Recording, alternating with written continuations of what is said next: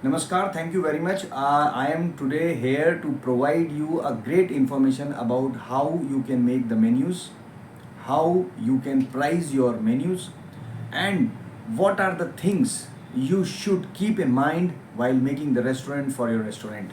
नमस्कार, thank you very much indeed. How are you? मेरा नाम शेफ अमित गौर है और मैं एक रेस्टोरेंट कंसल्टेंट हूँ और मैं बहुत ही थके हुए वीडियो बनाता हूँ और आज मैं जो वीडियो बना रहा हूँ लेकिन मैं बात पते की करता हूँ बिकॉज मेरा उद्देश्य इस यूट्यूब से कमाई करना नहीं है. जस्ट बिकॉज काफ़ी सालों तक मैंने इस इंडस्ट्री में वर्क किया है. बहुत छोटी पोस्ट से चालू होकर कॉर्पोरेट शेफ तक मैंने वर्क किया है. I work with very branded hotels.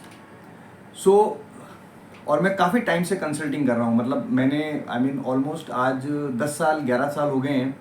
मैंने अपनी highly decorated and highly paid job, my last job was executive corporate chef with panoramic group hotels. और मैं आपको कभी अपना अपॉइंटमेंट लेटर दिखाऊंगा. 2011 आई थिंक 2012 और 13 के अंदर मेरी सैलरी थी 18 लाख रुपए का पैकेज था. एयरपोर्ट पे बैठा हुआ था, बियर पी रहा था. बैंगलोर एयरपोर्ट में जो ऊपर बैठा हुआ था. फ्लाइट की टिकट कराई रात को 2 बजे की क्योंकि सस्ती थी वो. मैंने कहा यार ये ऐसी फ्लाइट करा रहा, ना आदमी दिन का रहा ना रात का रहा. अपना खुद का काम चालू करते हैं. आई स्टार्टेड दिस कंसल्टिंग काम और शुरू में काम भी नहीं मिला. But thank you so much Indeed. इस इंटरनेट की वजह से now people from across the world contact us. And my sincere gratitude and thank you for liking my unprofessional, absolutely correct videos. So today I am going to share information about food costing, how to make the restaurant menus, and what thing we should do पैसे बनाने के लिए. ठीक है. सो I hope अगर आपके पास time है तो पेन और पेपर लेके आइए. बिकॉज क्या होगा कि मैं बोलूँगा, आप सुनेंगे, फिर आप भूल जाएंगे, फिर आप कल फिर एक वीडियो देखेंगे, फिर उसको देखेंगे, फिर उसको सुनेंगे और फिर उसको भूल जाएंगे. क्योंकि जब आप काफ़ी सारे चीज़ें वीडियोस देखते हो और आपने बुलेट पॉइंट्स नहीं बनाए हैं तो वो वीडियो बेकार है. तो अगर आप चाहें तो एक पेंसिल और कागज़ ले लीजिए. तो जो भी मैं आपको पॉइंट्स बता रहा हूँ उसको लिखिए और फिर अपने इस प्रेजेंट रेस्टोरेंट बिजनेस के अंदर उसको इम्प्लीमेंट करिए. और मैं आपको गारंटी देता हूँ सक्सेस मिलेगी और वो भी 15 दिनों के अंदर. ठीक है. तो स्टार्ट करें. ओके. तो पहली चीज़, मैं ये अज्यूम कर रहा हूँ कि आपका एक रेस्टोरेंट चल रहा है. ठीक, you already running a restaurant. ठीक है. अब आपके पास 2 तरीके के कस्टमर्स आते हैं. पहला कस्टमर रेगुलर कस्टमर और दूसरे कस्टमर न्यू कस्टमर. करेक्ट. जो रेगुलर कस्टमर्स हैं वो आपका जो प्रेजेंट मेन्यू है उसमें से कुछ चीज़ें उनको बहुत अच्छी लगती हैं और इसलिए वो वापस आ रहे हैं. करेक्ट. जो नए कस्टमर्स हैं उनको कहीं ना कहीं से आपके बारे में पता चला कि there is a restaurant, there is a place, और वो यहाँ से गुजर रहे थे और उन्होंने कहा let's try a new place, और वो आपके पास आए हैं. ठीक है.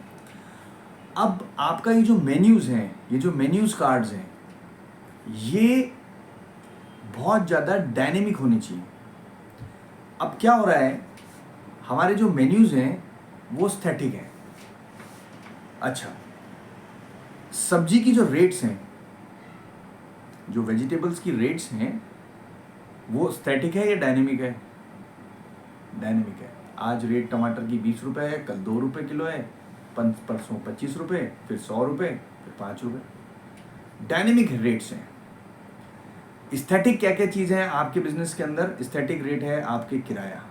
मकान मालिक ने बोला 1 लाख रुपए लूँगा, 1 लाख रुपए स्थैटिक है. एम्प्लॉयज़ की सैलरी स्थैटिक नहीं है, डायनेमिक है. आज आदमी गया 15 का तो 25 का आएगा, और 25 का छोड़ के गया तो 35 का आएगा. अभी आज स्टाफिंग जो है, क्योंकि इंडस्ट्री में स्टाफ आ ही नहीं रहा है और वही लोग हैं जो इधर उधर नौकरी छोड़ रहे हैं और तनख्वाह बढ़ा रहे हैं.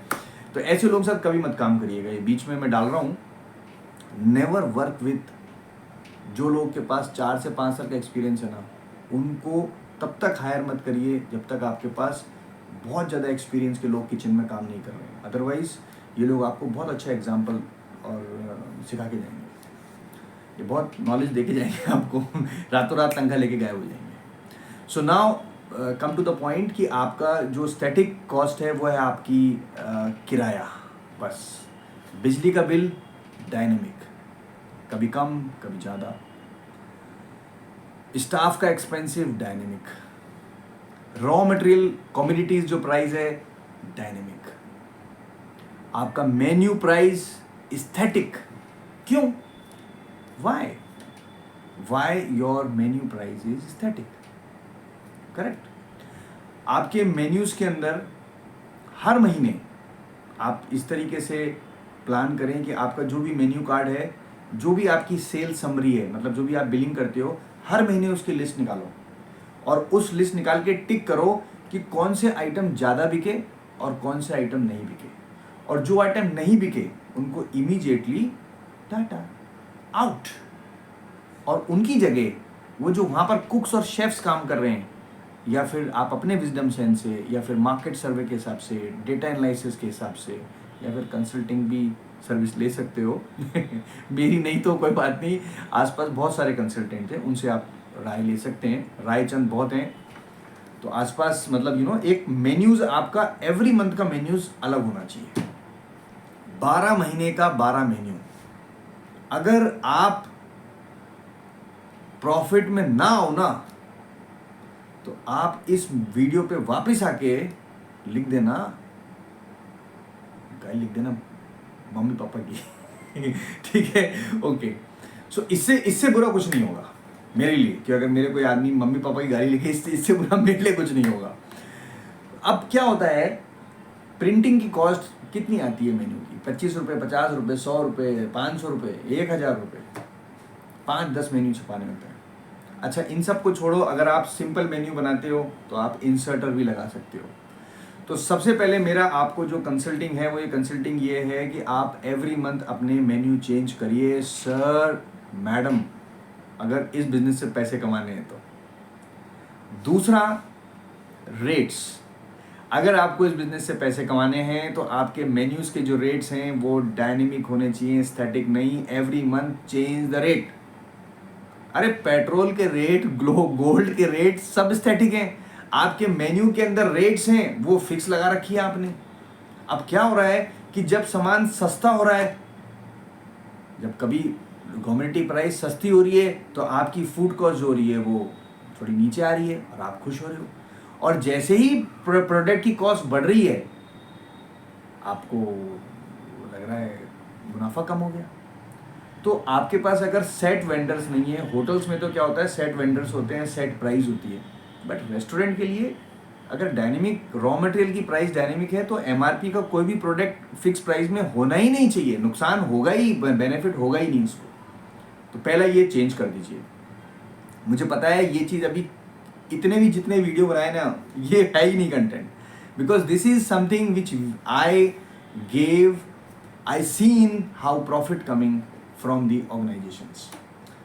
बैंकेट के जो मेन्यूज बनते हैं हर बार प्राइसिंग अलग होती है, we see the pricing different.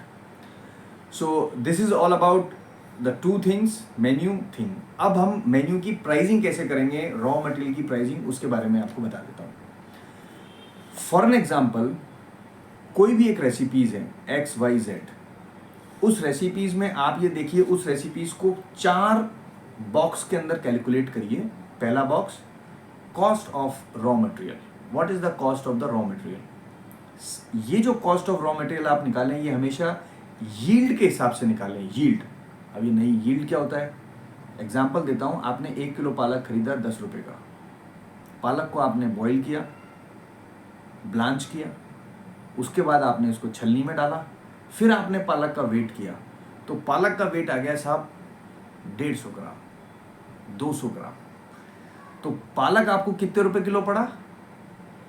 कितने रुपए किलो पड़ा? 10 रुपये किलो नहीं। जो यील्ड है उसके हिसाब से आपको कॉस्टिंग करनी पड़ेगी।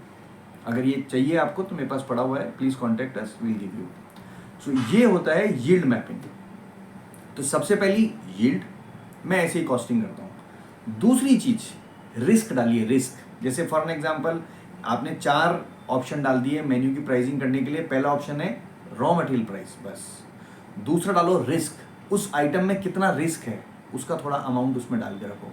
जैसे फॉर एन एग्जांपल सब्जी ऐसा कहती है कि सुबह सब्जी नहीं बेची तो शाम को सब्जी आपको बेच देगी। ये मुझको एक सब्जी वाले ने बताया था। मेरे एक फ्रेंड है, वो होलसेल है, फार्मर है, और उसके पालक के ट्रक्स कभी खेती होती है, कभी गोभी होती है, कभी भिंडी होती है। तो मैं उसको बोलता था, मैंने कहा यार तू सुबह उठ के कहाँ जाता है, सुबह उठ के चल जाता तू? बोले यार कि सब्जी का नियम है कि अगर सब्जी सुबह नहीं बेची तो शाम को सब्जी बेच देगी, बिकॉज फिर वो ट्रक बेकार है, तो इसलिए हमको सुबह जाना पड़ता है। सो ऐसे ही जो यील्ड है तो उसमें आप रिस्क डालिए। तीसरी चीज़ आप उसके अंदर डालिए आपके ओवरहेड कॉस्ट, जो भी आपकी ओवरहेड कॉस्ट है वो मल्टीप्लाई करके उसमें वो डालिए। चौथी चीज़ आपका डालिए प्रॉफिट। तो चौथा आप प्रॉफिट डालिए, और उसके बाद आप अपनी जो कॉस्टिंग करेंगे वो कस्टमर तुरंत उसको बाय करेगा। हमेशा ध्यान रखना, तुरंत बाय करेगा। ऐसे कैसे संभव हो सकता है कि एक पनीर बटर मसाला 400 रुपये का मिल रहा है और एक पनीर बटर मसाला 200 रुपये का मिल रहा है? अंतर सिर्फ इंफ्रास्ट्रक्चर का है। पनीर में टमाटर भी उतने लगेंगे, पनीर भी उतना लगेगा, और कस्टमर, आप ये विश्वास रखिए कि जो कस्टमर आपके पास आ रहा है उसमें से 20% लोग ऐसे होंगे जो समझेंगे, आपको अप्रिशिएट करेंगे कि अरे अरे वाह वाह वाह, क्या मेन्यू में आइटम डाल रखे हैं, वाह वाह बहुत बढ़िया, एब्सोल्युटली फैंटास्टिक, क्या मेन्यू बनाया है। अदरवाइज लोग सिर्फ देखेंगे प्राइस, दाल मखनी 500 रुपये, कहेंगे अरे 500 रुपये की दाल। तो यू नो योर जो स्ट्रैटेजी है नई, वो ये है इंफ्रास्ट्रक्चर 5 स्टार, सर्विस 7 स्टार। आपका अगर इंफ्रास्ट्रक्चर 2 स्टार है, give service 5 star. Infrastructure 5 star and rate 3 star, success guarantee हमेशा। प्रॉब्लम क्या है अधिकतर लोगों की? Infrastructure 3 star, price 7 star, service 2 star, और फिर उसके बाद में उसके बाद में वो 3 जनों के पास जाते हैं। एक भगवान, दूसरा कंसल्टेंट, और तीसरा जिसके पास जाना चाहिए सबसे पहले वो है कस्टमर। तो खैर anyway, let's not go out from this subject. So menu की प्राइसिंग के लिए आपको इस पे काम करना है बस। I think this is the essence. और एक और मेन्यू की प्राइसिंग का फॉर्मेट होता है, वो होता है इंडस्ट्रियल प्राइसिंग। ये बहुत इसमें लंबा गेम है ये। इसमें क्या होता है, जो ओनर होता है, वो क्या करता है, वो मार्केट को ख़त्म करना चाहता है। अगर आपको मार्केट में ख़त्म करना है और अपनी मोनोपोली बनानी है तो फिर आपको ये वाली मेन्यू की प्राइसिंग करनी पड़ेगी। ये है इंडस्ट्री प्राइसिंग लॉ, मैंने जो बनाया है। इसमें क्या होता है कि आपके जितने भी ओवरहेड्स हैं, जितने भी आपके खर्चे हैं, उस सबको आप साइड में कर दो। आप सिर्फ रॉ मटेरियल की प्राइस पकड़ो। उस रॉ मटेरियल प्राइस के ऊपर आपने एक 30% 40% जीओपी लगाई और उसको आपने बेच दिया। बाकी जो भी खर्चे हैं, मैन पावर, एम्प्लॉयज़, इन सब को आप साइड में रख दो और केवल वॉल्यूम पे आप काम करो। तो जहाँ से आपको मोनोपोली आपकी बनेगी। जैसे फॉर एन एग्जाम्पल आपने देखा होगा समोसे कचौरी वाले एक साथ बस केवल बल्क में काम करते हैं। मैकडोनल्ड्स है, केएफसी है, इनके जो प्राइसिंग है वो क्या है, वो they have into business where they want to sell more, मतलब वॉल्यूम बेस्ड काम करना है उनको। they want to sell more volume, मुनाफा कम, वॉल्यूम ज़्यादा। तो वो इंडस्ट्री प्राइसिंग करते हैं। उनको पता है ये मेरी रॉ मटेरियल प्राइस है, इसके ऊपर उन्होंने इतना मार्कअप लगाया, भेज दो, खत्म। जिससे क्या होगा, और लोग सर्वाइव नहीं कर पाएंगे और 6 महीने तक वो सर्वाइव करेगा और उसके बाद अपने आप उसकी प्राइस धीरे धीरे बढ़ती रहेगी। बस फिनिश, कैश बर्न। तो यही सब कुछ था। और अगर ये 14 मिनट में, आई होप इस वीडियो का आपको आपके बिज़नेस में बहुत ज़्यादा फ़ायदा हो। मैं इसी प्रार्थना के साथ ये वीडियो बनाता हूँ कि मैं जो भी कुछ इन्फॉर्मेशन किसी को दूँ उससे उसके बिज़नेस को फ़ायदा हो। और मैं जो भी एनर्जी डाल रहा हूँ, पॉजिटिव एनर्जी डाल रहा हूँ, टाइम डाल रहा हूँ, उससे किसी न किसी बिज़नेस को प्रॉफिट हो। बिकॉज अगर बिज़नेस को प्रॉफिट होगा तो वहाँ के एम्प्लॉयज़ को प्रॉफिट होगा, एम्प्लॉयज़ को प्रॉफिट होगा तो उसके जो फैमिलीज़ हैं उसको हैप्पीनेस आएगी, जब फैमिली इज़ हैप्पी तो employer happy, employer happy, employee happy, employee happy, family happy, everybody happy, then universe is happy. Thank you very much indeed for watching my video. My name is Chef Amit Gaur. अगर फिर भी 15 minute में ये समझ में नहीं आया और कंसल्टेंसी चाहिए तो मैं अपनी मार्केटिंग कर देता हूँ. I take little higher fees because मैं बहुत लिमिटेड लोगों के साथ काम करता हूँ. और in case we can help and we can work together, I love to work with you. नमस्कार, thank you very much indeed. I hope today this restaurant menu pricing, this video useful for you. Namaste, take care of you very well. Thank you.